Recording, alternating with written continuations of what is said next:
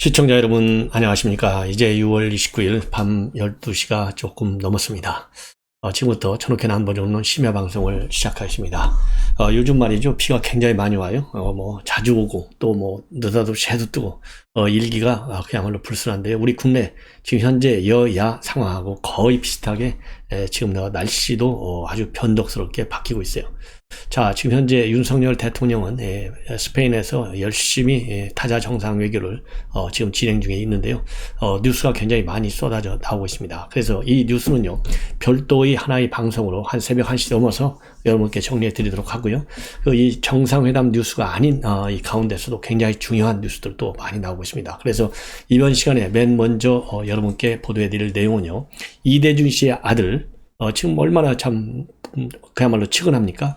이대준 씨의 아들이 지난번에요, 최근이죠, 지난 17일 날 윤석열 대통령한테 고맙습니다 라는 감사의 편지를 보냈어요. 왜냐하면 자진월북이 아니다, 그야말로 이 문재인 정권에서 정치적인 편의성 때문에 오로지 김정은이한테 좀 잘 보여서 대화를 한번 끌어봐 보겠다는 그 얄팍한 계산에 우리 국민의 생명을 김정은이한테 제물로 바쳤어요. 이거를 갖다가 이제 바로 잡는 발표를 정부가 최근에 했지 않습니까?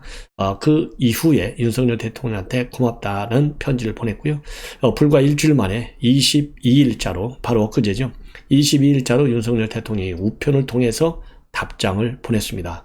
정말 눈시울이 뜨거지는 대목이고, 이 어린, 정서적으로 좀 어리다고 볼 수밖에 없죠. 왜냐하면 우리 부모 입장에서 볼 때는 얼마나 어립니까? 예, 이렇게 어린 우리 고등학교 갓 졸업한, 그 당시 이제 고등학교 학생이었는데 가슴에 못을 박은 사람이 현재로서 딱 정말 이제 물증이 하나씩 둘씩 나오고 있는데요.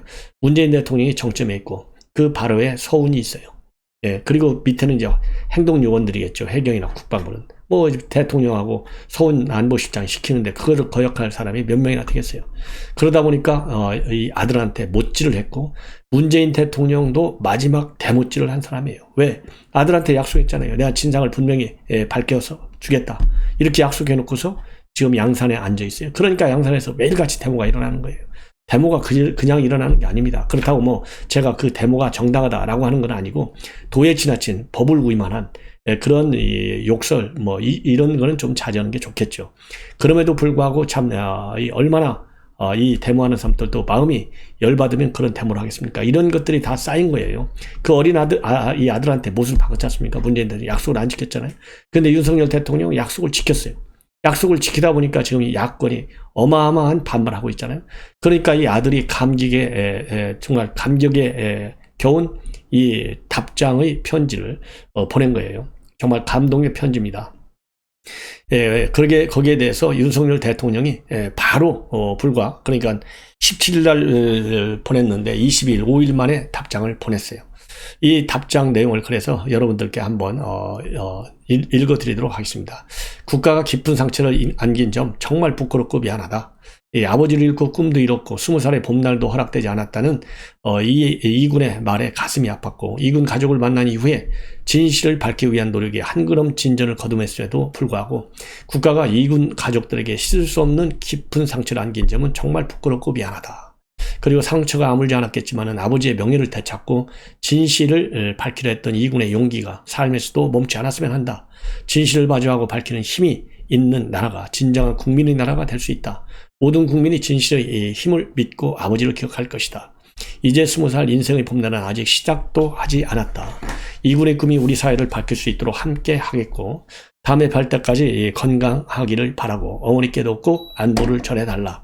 이 구구절절이요, 이 정말 아들, 이대준 씨의 아들이 우리 윤석열 대통령의 입장에서 정말 본인의 아들 못지않은 그런 이 구구절절이 대통령으로서 또 아버지와 같은 마음으로 이렇게 자상한 편지를 써줬고요.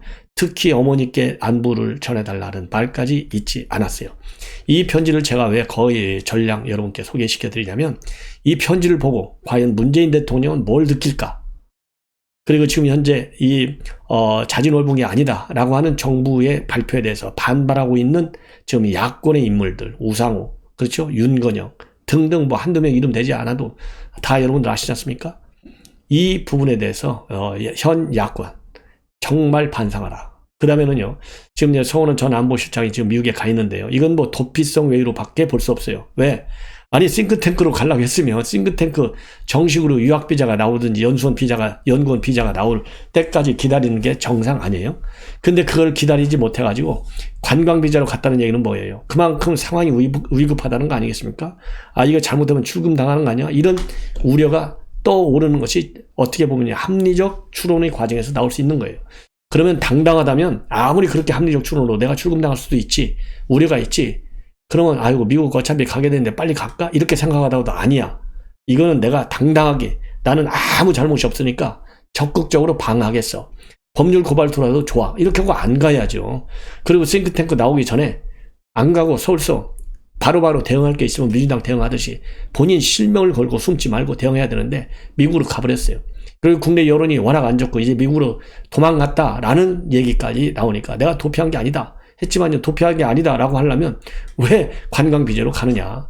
저에게 여러 사람들이 전화가 와가지고 이 얘기를 좀 꼭 좀 방송에 좀 해달라. 이건 도피성 외유가 아니냐. 만약에 도피성이 아니다 그러면은 바로 들어와야지.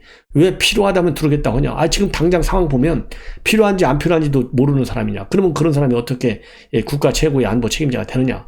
빨리 들어라 이렇게 독촉을 하라는 이런 이 메시지들을 제가 굉장히 많이 받았어요. 그래서 여러분들께 말씀을 드리고, 이 편지 제가 전량 읽어 드리는 것도 지금 현 야권 비판하는 정치적인 색깔을 가지고 이 얘기를 비판하는 이러한 야권의 인사들, 책임인 당국자들에게 반성을 촉구하는 의미에서 이 편지를 제가 소개해 드렸습니다.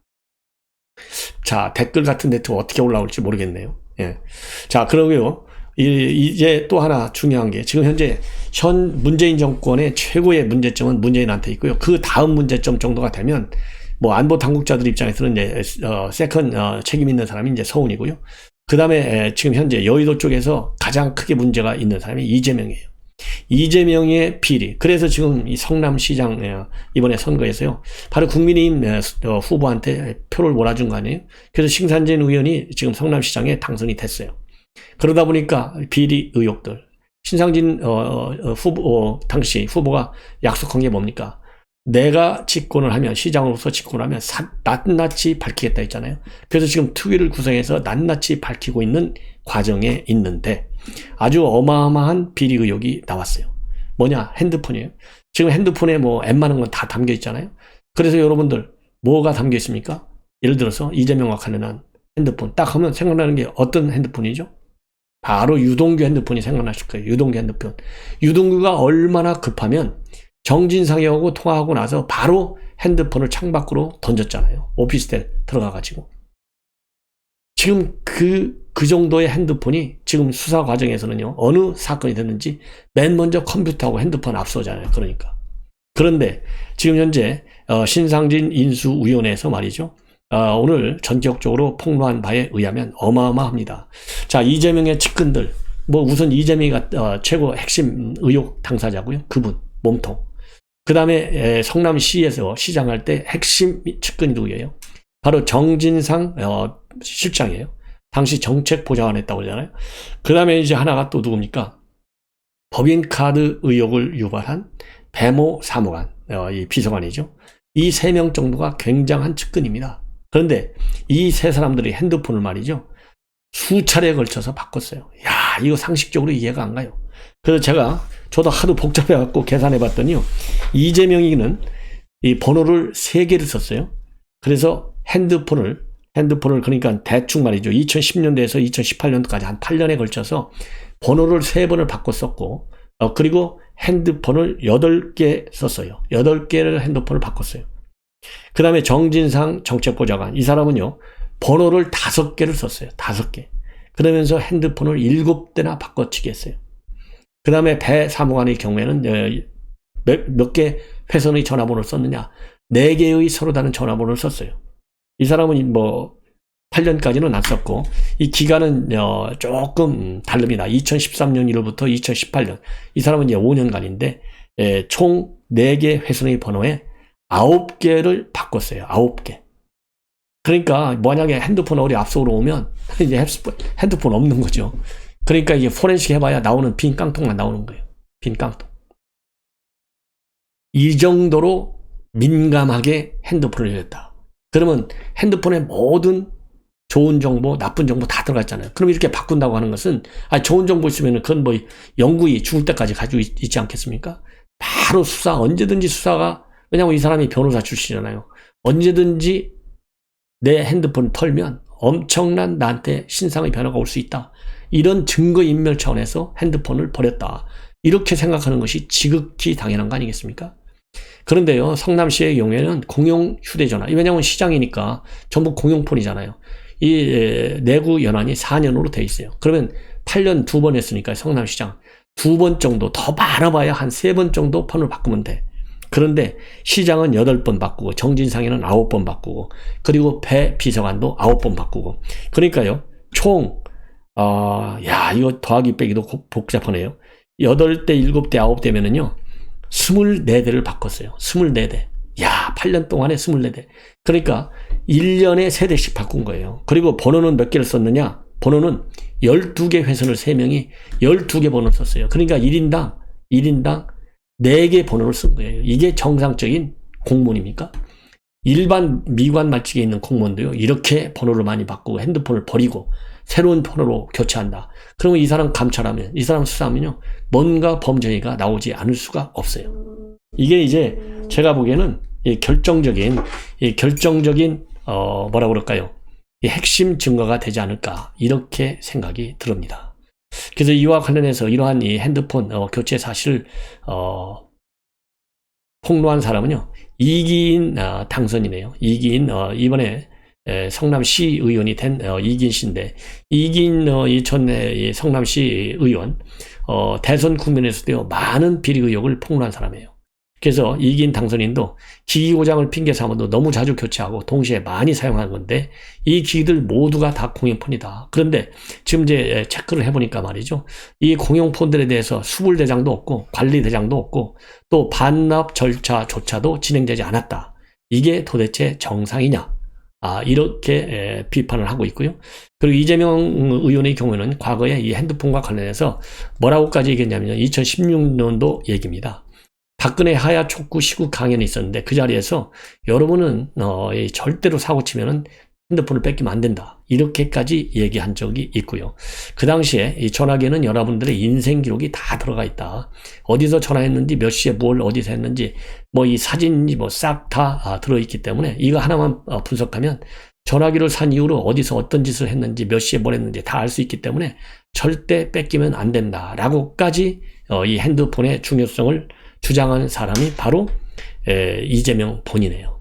그러니까 이런 철학을 가지고 있으니까 2010년도 시장이 되자마자 2010년도 서부터 18년 3월까지 이렇게 대대적으로 핸드폰을 교체해 왔다. 이것만 보더라도 얼마나 많은 비리를 저질렀길래 이런 핸드폰을 없앴는지, 그리고 이 관련 대장, 기록 대장이 하나도 없는지, 그야말로 완벽한 증거인멸을 한 결정적 증거가 이런데 나오고 있다. 이렇게 보여집니다. 그 다음에 또 하나는 말이죠. 이거 성남시요. 이거 사찰을 했다고 하는 이 보고서. 이거가 지금 이제 중앙일보의 강찬호 기자가 단독으로 보도하고 있습니다. 그래서요, 이대엽 시장 때, 그 다음에 이재명 시장 때, 은수미 시장 때요, 3대에 걸쳐서 이 사찰 동향 보고를 했어요. 누가?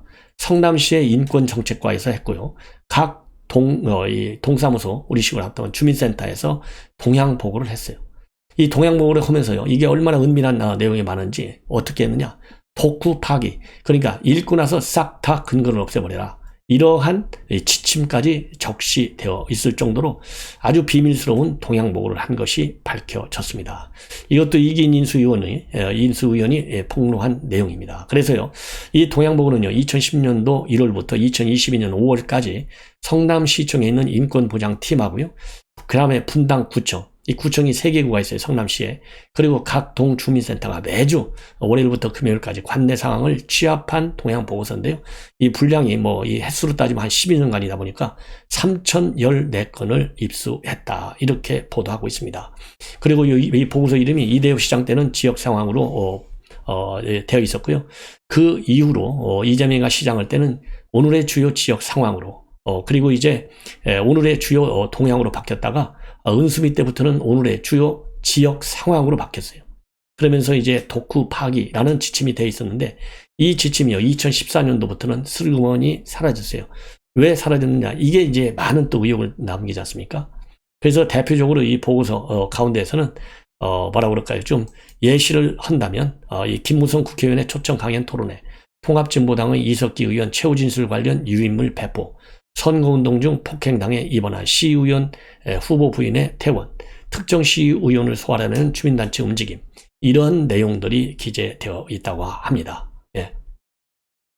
그래서요, 이기인 의원이 발표한 바에 따르면은 집회 현장에서 당사자 동의 없이 찍은 체증성 사진, 또 성남 풋볼 축구팀의 예산 삭감을 주장한 시의원, 이런 사람들한테는요, 성남 풋볼 클럽의 회원, 이 팬들이 단체 항의 문자를 보낸 이런 동향 보고까지도 들어와 있다고 그래요. 그래서 일반 행사나 사고와 같은 지자체의 통상적인 취합 범위를 넘어서서 정치인과 민간의 동행 등 사찰성 내용이 기재된 점도 있어서 이런 것들이 우려가 되니까 공개가 되면 독후 파기란 지침을 실은 것이 아니냐, 이렇게 판단을 하고 있습니다. 자, 이것도 말이죠. 이재명의 비리, 이거 뭐 사찰 동향, 이거 어마어마한 인권 침해죠. 이것도 반드시 법적인 처분을 받아야 될 것이 아니겠느냐, 이렇게 생각이 드는 대목이고요. 그 다음에 이준석 이 당 대표, 지금 성상납 의혹과 관련해서 오늘 김소연 변호사가 중앙일보 이 강찬호 투머치 토크에서 인터뷰를 했습니다. 그래서 이 인터뷰와 관련해 가지고요, 여러 가지 또 아주 물적 그리고 이 정황적 증거들이 나왔어요. 성상납을 받았다라고 하는. 그런데 이와 관련해서 오늘 이제 처음으로 알려진 것이 지난 4월 달에 김철근 정무실장이 경찰의 피의자로 입건이 돼서 조사를 받았다, 이런 보도가 처음으로 나왔고, 저도 이미 말씀을 드렸는데요. 여기에 대한 이준석 대표의 반응이 나왔습니다. 뭐라고 나오느냐? 경찰 상황이라고 하는 것이 왜 밖으로 나오는지도 의문이다. 그러면서요, 예를 들어서 누군가가 고소고발을 하면 당연히 피의자 신분으로 조사받을 수 있고, 그러니까 그 부분은 별다른 일이 아니다. 예. 그러니까 뭐 다 받는 얘기인데, 조사받는데 피의자 신분으로 되면 그게 뭘 새롭게가 있느냐? 4월에 조사받는 거 나도 알고 새로운 사실도 하나도 없다. 근데 왜 지금 그렇게 이 경찰 발표가 나왔는지 정말 의아하다, 이렇게 얘기를 하고, 강하게 김철근 이런 조사받은 내용에 대해서는 반박이라든가 추가적인 설명을 안 했어요. 이 얘기는 결국 뭡니까? 뭔가 꺼림칙한, 당당치 못한 부분이 있기 때문에 그런 것이 아니냐, 이렇게 판단이 드는 대목입니다. 자, 아니 당연히 피의자로 하면 조사하고, 조사하면 조사했다는 내용이 나오는 게 당연한 거예요. 누구나. 그런데 지금 이제 이준석 대표의 이러한 김철근의 조사는 그런 당연지사로 여겨지는 일반인이 아니고, 지금 여당의 대표의, 그것도 성행위와 관련된 의혹 때문에 지금 파장이 커지고 있다. 이 점을 모르겠습니까, 이준석 대표가? 그래서 이준석 대표, 그리고 말이죠, 이제 최근에 이제 익명 인터뷰하는 거를 되게 싫어하고 그걸 갖다가 이제 비판해 오고 있는데요. 자기하고 이제 이준석 대표하고 공개 설전을 벌인 정진석, 김정재 의원을 언급하면서 이 사람들은 얼마나 당당하냐, 당당하고 또 책임도 당당하게 지는 거 아니냐, 그러면서 또 안철수 대표하고 최근에 이렇게 이준석 대표가 계속 공고하는 거, 아무래도 2016년도 선거 때문에 그런 게 아니겠느냐, 안철수 대표가 그렇게 언급을 하니까 아직도 거기에 그렇게 연연하느냐, 이렇게 맞받아쳤는데요. 이러한 안철수 의원에 대해서도 이런 주장이 상당히 희한하지만 그래도 그런 당당한 제사가 오히려 좋다, 이렇게 언급을 했습니다. 예. 그리고 안철수 의원이 오늘요, 수도권 당협위원장 모임에서 당권 도전을 시사하는 듯한 발언을 했다. 그런데 이 당권 도전을 시사하는 발언을 했다는 이런 보도와 관련해서요, 이게 누군가 악의적인 거짓말을 퍼뜨리는 것이다, 안철수 의원이 그렇게 얘기했거든요. 이와 관련해서 누가 이런 얘기를 퍼뜨렸느냐, 이준석 쪽 아니냐, 이런 지금 이 해석이 정가에서 언론계에서 나오고 있어요. 여기에 대해서는 상당한 불쾌감을 드러내고 있어요. 뭐라고? 익명 인터뷰에 더불어 익명 지목까지 뭐 하자는 건지 도대체 알 수가 없다. 도대체 무슨 얘기를 했다길래 사람을 색출하는 것인지, 당당하면 지목하고 검증할 게 있으면 하시라, 이렇게 정면 반박하고 있습니다.